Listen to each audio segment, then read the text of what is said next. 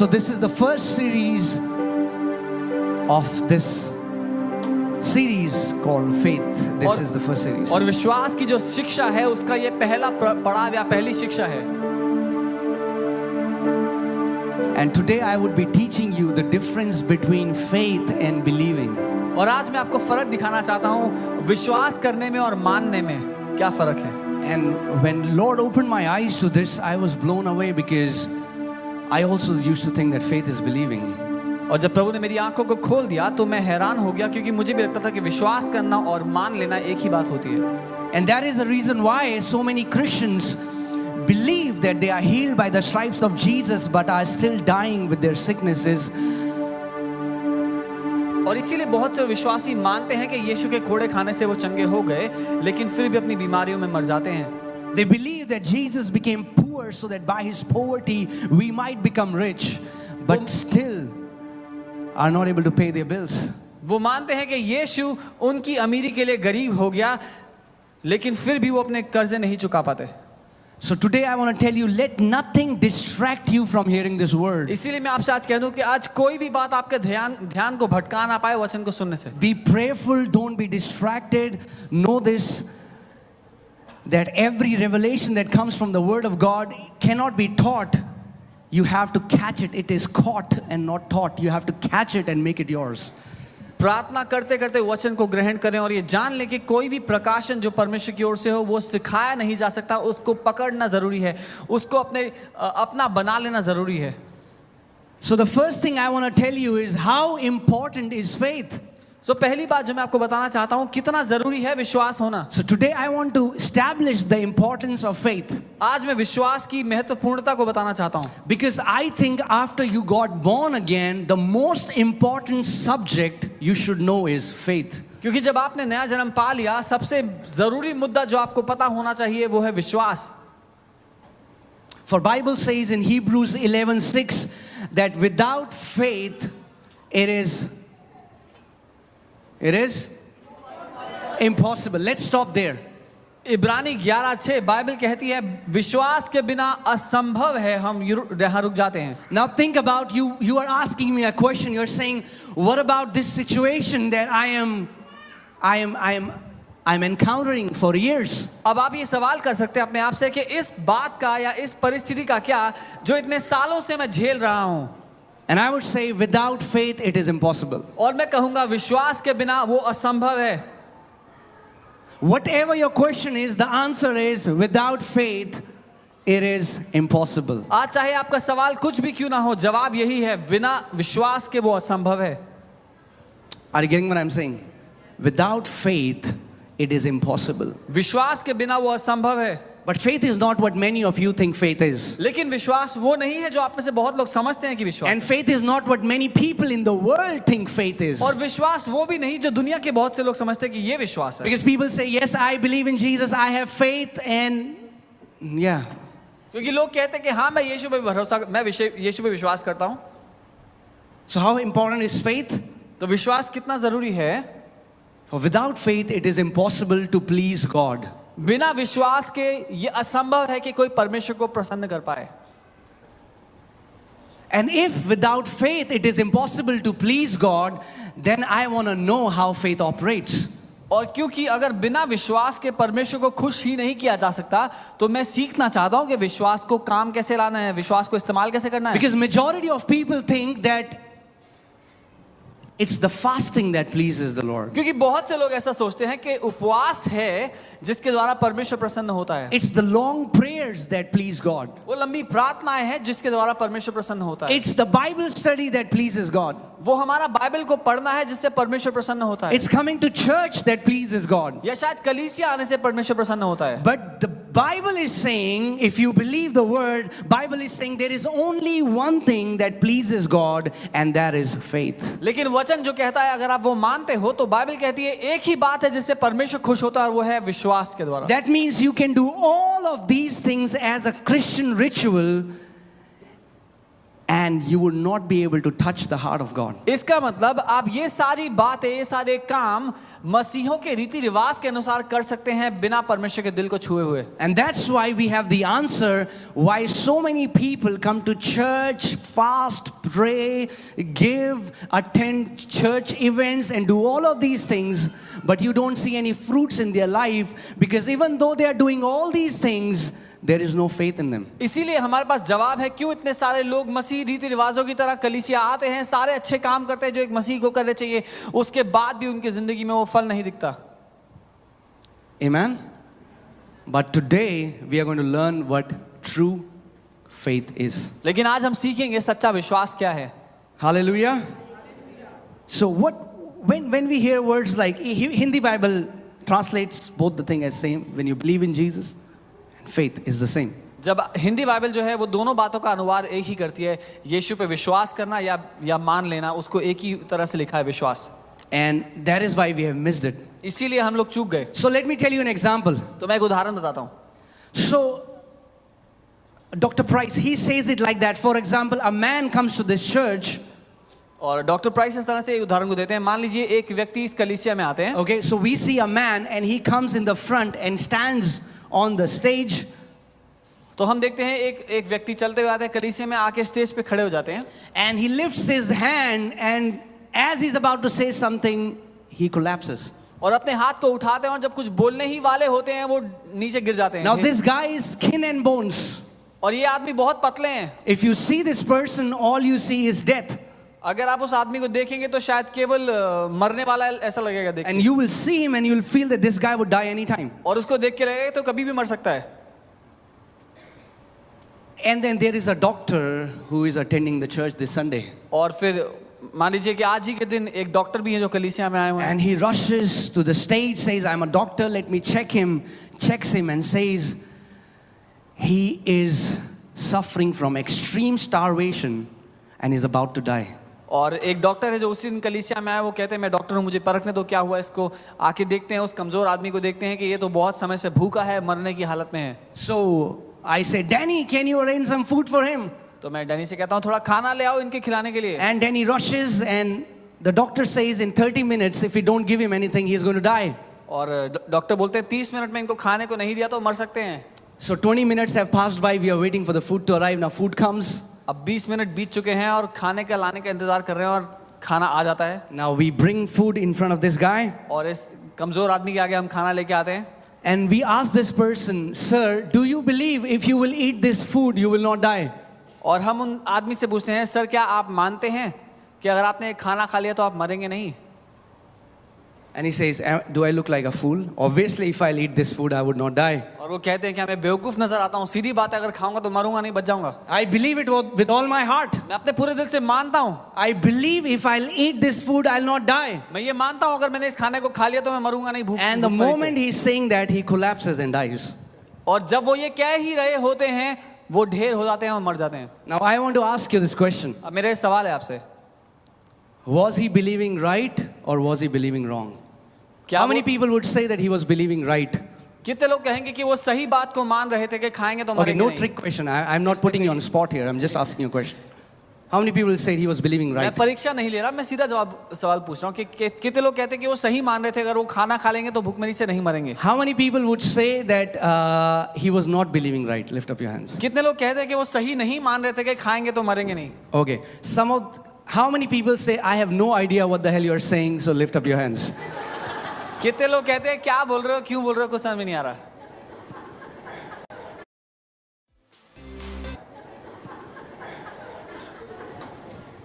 Was he believing right that if he would have ate that food, he would have not died?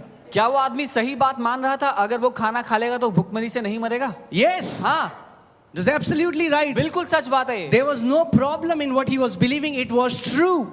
इसके उसने जो माना था उसमें कोई गड़बड़ी नहीं थी, वो बिल्कुल सच बात थी. But why did he die? लेकिन वो मरा क्यों?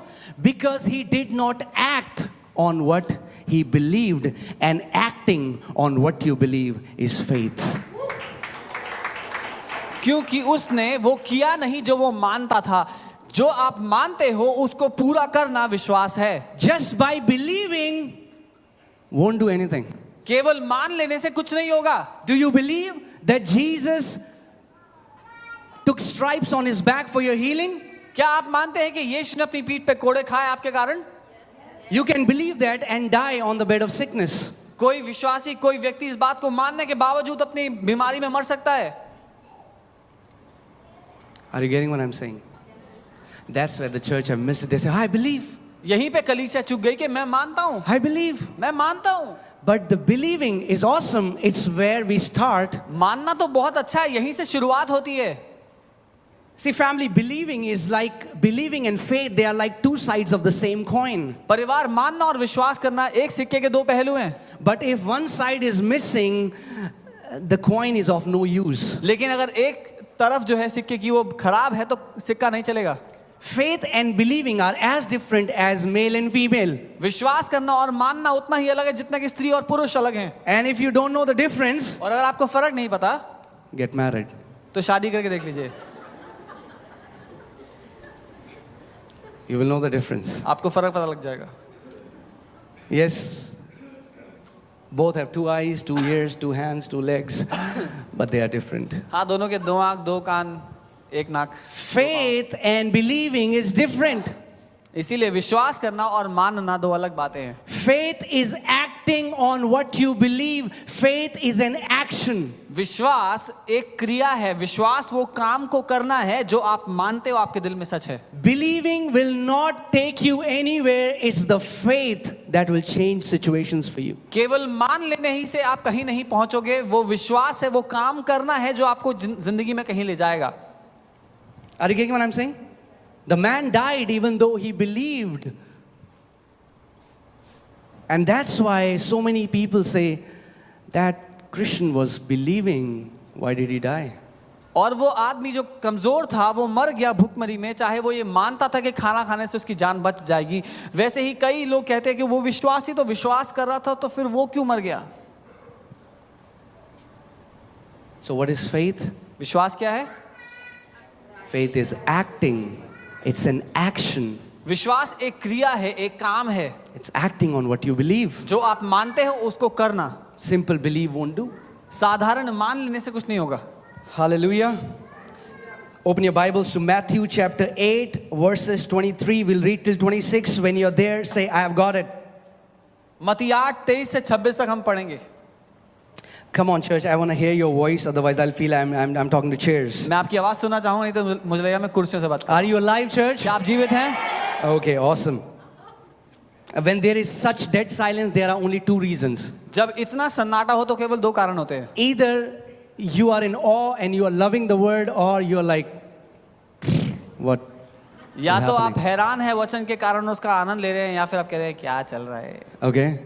So, hallelujah. Very prayerfully, I have come to release this word. मैं बहुत प्रार्थना के साथ इस वचन को देने के लिए आया हूँ आज। I didn't sleep all night. I was awake till 5 in the morning. And if I can stand here for hours preach, you can listen. मैं और रात भर जागता रहा, 5 बजे तक मैं जाग करके वचन तैयार करता रहा, प्रार्थना करता रहा, और अगर मैं यहाँ घंटों खड़े होकर प्रचार कर सकता हूँ तो आप सुन सकते हैं। And the only reason where I have come so prayerfully, because I know this, that if you catch this message, you will become world changers. और एक ही कारण है कि मैं इतनी प्रार्थना के साथ इस वचन को आज लेकर के आया हूँ, क्योंकि मैं जानता हूँ अगर आपने इस संदेश को थाम लिया तो आप दुनिया को बदल देंगे। Are you getting what I'm saying? Yes. The Bible says, who is he who overcomes this world? Bible says it's our faith. Bible कहती है कौन है जो इस दुनिया पर जय पाता है, और बाइबल कहती है हमारा विश्वास है जो इस दुनिया पर जय पाता है। Amen. So I know if you will get it, man, there is no mountains that you cannot crush to powder under your feet. Amen. और मैं जानता हूं अगर आप इस बात को थाम गए तो कोई भी पहाड़ नहीं होगा जिसको अपने पांव के नीचे आप चूरा ना कर देंगे। Right? So we will see it from the Bible, verse after verse, what Jesus means when he says faith and what we have meant. तो हम बाइबल से देखेंगे यीशु का कहने का क्या मतलब है जब वो विश्वास की बात करता है और हमें क्या समझ में आता है। Okay, Matthew chapter 8, verses 23. If you're there, say, I've got it. मत्ती 8 उसके 23 से पढ़ेंगे हम. Now, when he got into the boat, that means when Jesus got into the boat, अब जब वो नाव में चढ़ा, यानी कि जब यीशु नाव में चढ़ा, his disciples followed him. उसके चेले उसके पीछे पीछे आए. And suddenly a great tempest arose on the sea. और अचानक समुद्र की लहरें बहुत ऊंची उठने लग गई. I want to tell you, when you are living and in this life, there are times when suddenly things will come against you. मैं बताना चाहता हूँ, जब आप जी रहे हैं और इस जीवन में ऐसा होगा, बहुत सारी बातें आपके विरोध में आएंगी. You are not prepared for it, but suddenly tempest comes against believers. जब आप उनके विरोध में तैयार भी ना हो, तो भी वो बातें आपके विरोध में उठ खड़ी होंगी. And Jesus is there in the boat with the disciples, and we hear that suddenly there is a great tempest. And it's not just a tempest, it's a great tempest. और यीशु भी वहां उस नाव में चेलों के साथ मौजूद है, और केवल बड़ी लहरें नहीं उठ रही हैं, वो कह रहा है बहुत बड़ी लहरें उठने लगी, बहुत It's a हलचल होने great लगी. tempest. एक बहुत बड़ी हलचल होने लगी समुद्र में. And they are not in a big cruise ship, they are in a boat.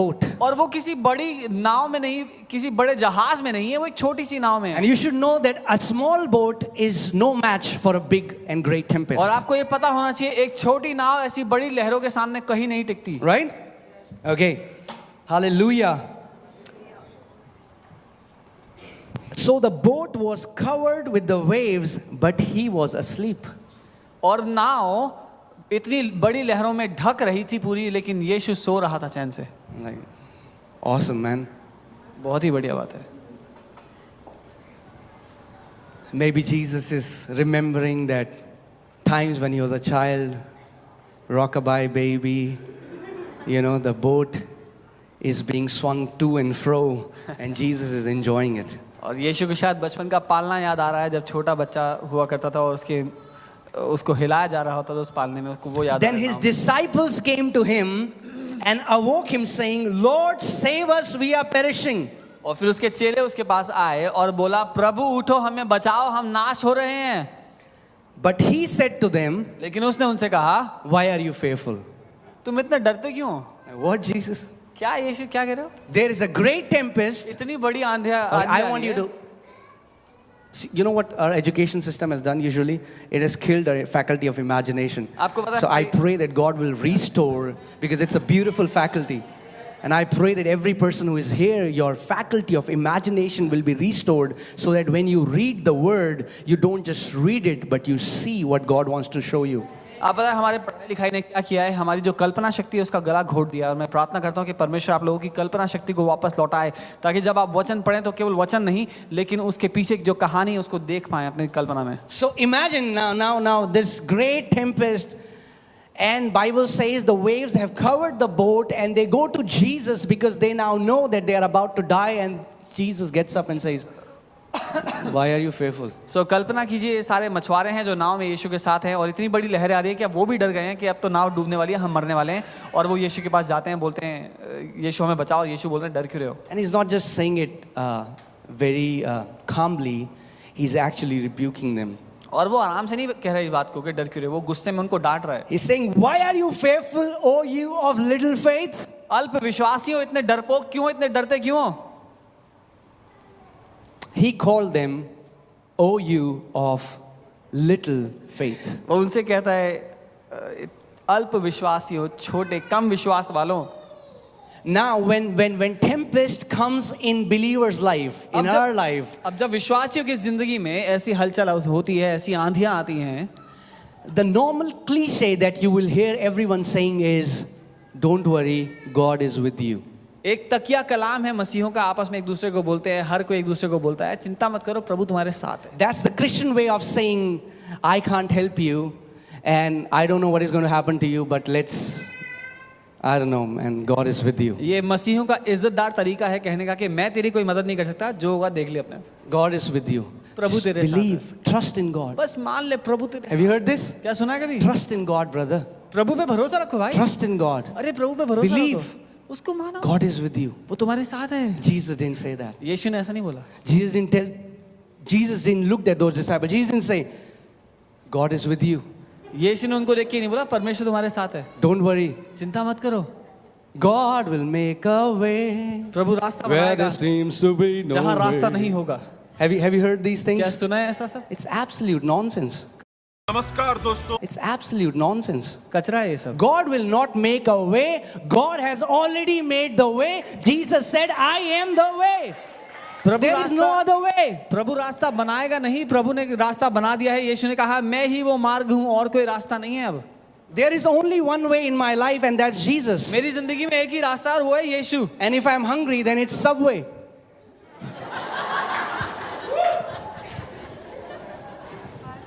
Are you getting what I'm saying, church? Jesus, that's why you hear these people who are battling with sicknesses, and Christians would come to pray for them and would give them these sympathies, and after some time you hear those people have died. और इसीलिए मसीही लोग ऐसे मसीहियों के लिए प्रार्थना करने जाते हैं जो किसी समस्या में हैं और उनको ऐसी आशा भरी बातें कहते हैं जो खोखली हैं कि प्रभु तुम्हारे साथ है, और कुछ समय बाद सुनते हैं कि वो उस बंदे की मौत हो गई. Jesus didn't say that. यीशु ने ऐसा नहीं कहा इनसे. Jesus didn't even pray to the Father. यीशु ने पिता से प्रार्थना भी नहीं की. You know what he did? आपको पता है उसने क्या किया? He's telling them, oh, you have little faith. He's like, don't understand what faith is. वो उनसे कहता है अल्प विश्वासियों, क्योंकि तुम नहीं समझते विश्वास And क्या now है. he's demonstrating faith. Do you want to see? और अब वो दिखाता है कि विश्वास क्या है. आप देखना चाहते हैं वो क्या दिखाता है? Hallelujah. He demonstrated faith. How? He arose and rebuked the winds. और तब उसने दिखाया कि विश्वास क्या है. वो उठ खड़ा हुआ और आंधी को डांटने लगा. He arose, वो उठा, and not just arose, केवल उठा ही नहीं, he rebuked the winds. उसने आंधियों को डांटा. There was an action to what Jesus believed. उसने जो माना था अपने दिल में, जो वो मानता था, उसको उसने कर कर दिखाया. एक क्रिया थी उसमें. He was not waiting that God would do something. वो इंतजार नहीं कर रहा था कि परमेश्वर कुछ बदलेगा. He arose वो उठ खड़ा हुआ and he rebuked. और उसने डांट लगाई. When storms come against your life, जब आपके जीवन के विरोध में आंधियां आती हैं, what should we do? हमें क्या करना चाहिए? You arise उठ खड़े हो. from this bed of self-pity. अपने आप पर दया दिखाने के जो बिस्तर है उससे उठ खड़े हो. Why me? क्यों मेरे साथ ऐसा होता I है? am a good man. मैं तो अच्छा इंसान I've हूँ. always done good for people. मैं तो हमेशा सबका भला करता Have you हूँ. heard this? सुना है कभी? Everyone says I'm a good her man. कोई ये कहता है मैं बहुत अच्छा इंसान When हूँ. you judge yourself, you'll say you're a good man. जब आप अपना न्याय करोगे तो अपने को अच्छा ही बोलोगे. Are you getting what I'm saying? So when problems come from victorious mindset, the temptation is to quickly go to become a victim and start speaking through victim तो mentality. जब समस्याएं आती है ना, तो हमारा रुझान क्या होता है कि हम जयवंत मानसिकता छोड़ करके वो बेचारे बन जाए कि हमारे साथ बहुत बुरा हो रहा है. Or people would say, brother, keep holding on in this storm.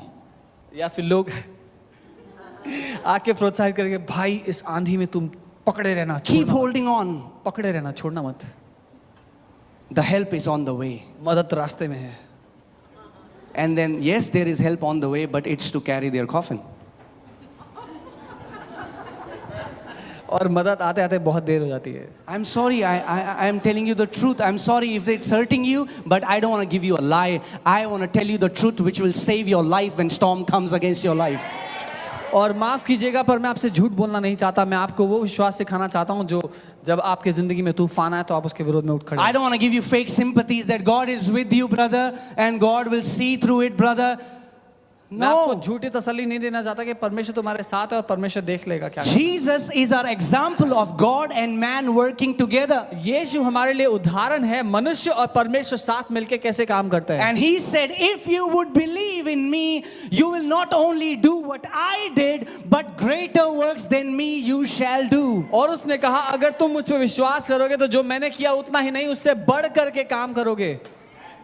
Jesus was getting angry at disciples because in the beginning of Matthew 9 and Luke 9, he gave them the authority and they did not use the authority that Jesus gave them. और यीशु चेलों पे इसीलिए नाराज हो रहा था क्योंकि कुछ ही समय पहले उसने चेलों को अधिकार दिया था और वो चेले उस अधिकार का इस्तेमाल नहीं कर रहे थे. He rebuked them because they could have done what he did without disturbing his sleep. उसने उनको इसलिए डांटा क्योंकि वो कर सकते थे जो उसने उठ के किया बिना उसकी नींद खराब किए. Amen. Are you getting, church, what I'm saying? If storms come against your life and all you do is talk about those storms, calling your relative and friends and all the time, those storms will kill you. अगर आपके जीवन के विरोध में आंधियां आती हैं और आप इतना करते हैं कि उन आंधियों की वाहवाही करते हैं अपने सारे पड़ोसी रिश्तेदारों को कॉल कर करके कि बहुत बड़ी आंधी है, तो वो आंधी आपकी जान ले सकती है। Faith should arise in your heart and you should rise up and start speaking to that storm. If it's cancer, start saying, "Cancer, in the name of Lord Jesus Christ of Nazareth, I rebuke you. Die in my body in the name of Jesus." विश्वास आपके दिल में जी उठना चाहिए और उस विश्वास से आपके मुंह से ये बातें निकलनी चाहिए, चाहे कोई भी परिस्थिति क्यों ना हो। अगर किसी को कैंसर हो तो वो कहे, कैंसर विश्वास मेरे दिल में जी उठा, मैं तुझे मरने के लिए आदेश देता हूं, और वो मर जाएगा। If you're going through debt, you say, "Debt, in the name of Jesus, be you uprooted from my life." अगर कोई कर्जे से गुजर रहा हो तो वो ये कहे कि कर्जे मेरी जिंदगी से उखड़ जा, मैं तुझे निकाल के फेंकता हूं। Are you getting what I'm saying? If you would not speak for your situation, अगर आप अपनी परिस्थिति पर बोलेंगे नहीं, yes, there are healing preachers and preachers would come and you will get healed, but you cannot live your life depending on someone else's faith. हाँ, चंगाई के प्रचारक आएंगे और वो आपके लिए प्रार्थना करेंगे, आप चंगे भी हो जाएंगे, लेकिन आप अपनी जिंदगी किसी और के भरोसे, किसी और पर निर्भर होकर नहीं जी सकते। What do you do when Satan would give you a pain in the middle of night? Would you wait for your pastor to pray next Sunday morning, or you would know that you have the same authority as your pastor or any believer or those disciples, and you arise and you start speaking to that storm and say, "Storm, get out in Jesus' name." क्या होगा अगर आधी रात को आपके बदन में शैतान ने दर्द क्या झूठ दिया? क्या आप रात भर तड़पते रहेंगे, इंतजार करेंगे अगला संडे आएगा, पास्टर जी प्रार्थना करेंगे, या फिर आप उठ खड़े होंगे उस परिस्थिति के विरोध में, ये जानते हुए कि उतना ही अधिकार जितना किसी और परमेश्वर के जन में, किसी और विश्वासी इन प्रेरितों में, आपके पास्टर में है, वही विश्वास आपके अंदर है, वही अधिकार आपके अंदर है, और आप उठकर खड़े होंगे उसके विरोध में। Amen. The sad thing is, very few Christians know how to talk. दुख की बात यह है, बहुत कम मसीही लोग जानते हैं बात कैसे करनी है। So many have died in cancer because they never spoke to the cancer. बहुत से विश्वासी कैंसर में इसलिए मर गए क्योंकि उनको पता नहीं था उससे बात कैसे करनी है। Are you getting what I'm saying, church? People don't like these messages because it puts the responsibility on you. लोगों को ये संदेश इसलिए अच्छा नहीं लगता क्योंकि ये संदेश जिम्मेदारी आप पर डाल देते हैं। अरे प्रभु जब चाहेगा तो हमारे जीवन में कर लेगा, और फिर आप प्रभु से मिलोगे स्वर्ग में।